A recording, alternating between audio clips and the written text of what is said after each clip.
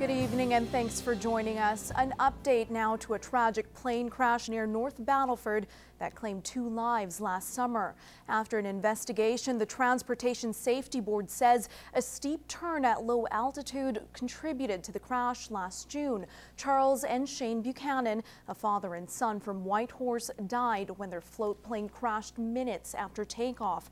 The Transportation Safety Board says the plane was about 150 feet in the air when it made a sharp turn and stalled. Spokesman Peter Hildebrand says at that low of an altitude, it would be hard to recover.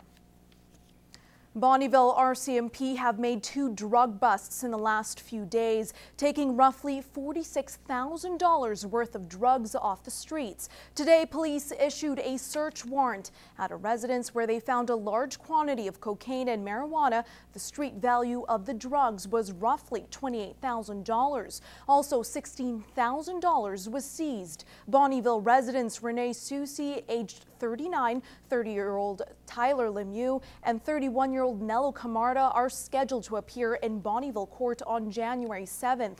Meanwhile, a man and a woman from Bonnyville have been charged after a drug seizure at their residence on Tuesday. A 31-year-old man and a 27-year-old woman are facing various charges after roughly $18,000 worth of drugs were seized. They were also charged with an offense under the Child Endangerment Act as a 22-month-old child was found in their home.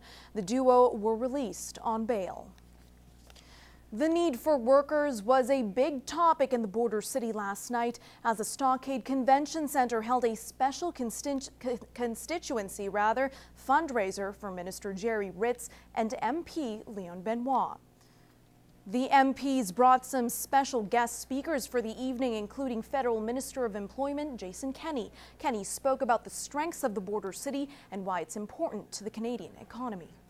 Canada's doing pretty well compared to the rest of the developed world. We want to keep it that way. And certainly areas like Lloydminster are the engine of our economy. Kenney says the federal government understands the need for workers in the area and his ministry has taken steps to address the issue. I hear the frustration of employers, and I think we need to encourage our provincial governments to make smarter investments in post-secondary education and in the secondary school system so that young people know about the kind of good jobs and good incomes that are available, for example, in the trades. Other topics discussed were the current status of the Northern Alberta Gateway Pipeline and next year's goals for the federal government.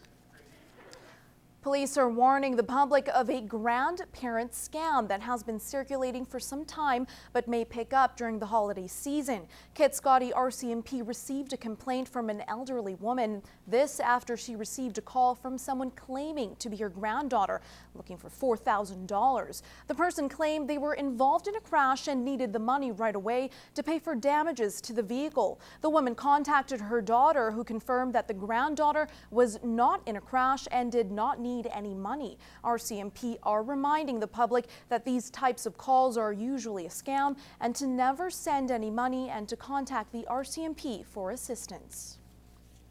It's less than a week away until the big day. Whether it's last-minute Christmas shopping or preparing for a big family dinner, the holidays can get stressful. In this week's Healthy Living, we give you some tips on how to tackle that holiday stress.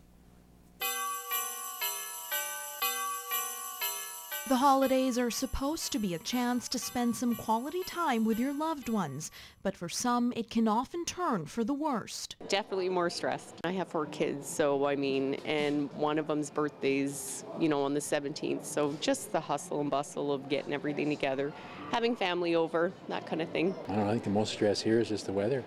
If you can get beyond that, it's all good. Dr. Raf Saeed says it doesn't matter if it's the weather or the dinner planning. Stressing out has its consequences. You could get high blood pressure. Your blood pressure could go up if you already have a tendency towards high blood pressure. You could go without sleep, and sleep having lack of sleep also has its own bad effects on the body. There are several ways you can handle the stress. It's as simple as taking a breath and slowing down. Plan early and avoid last-minute decisions, and if needed, get assistance. Also, do everything in moderation, avoid excessive drinking or eating. In the end, it's important to take a step back from the materialistic side of Christmas and reflect on what the holiday is really about. It's, of course, a season to have fun. It's, of course, a season to meet friends and family and spend time with your near and dear ones, and a season of giving. Don't let it bother you. Just go with the flow. If you see something you like, buy it. When you think of Christmas and you think of flowers, only one comes to mind, the poinsettia. This week in the Ag Report, Kyle Gallagher stopped by a local flower shop to learn more about the holiday plant. Business was booming at Grower Direct this afternoon. There are only 6 days until Christmas, and people who are looking to add a little extra festive spirit to their homes or offices were all in search of the same thing. Poinsettia season is crazy busy.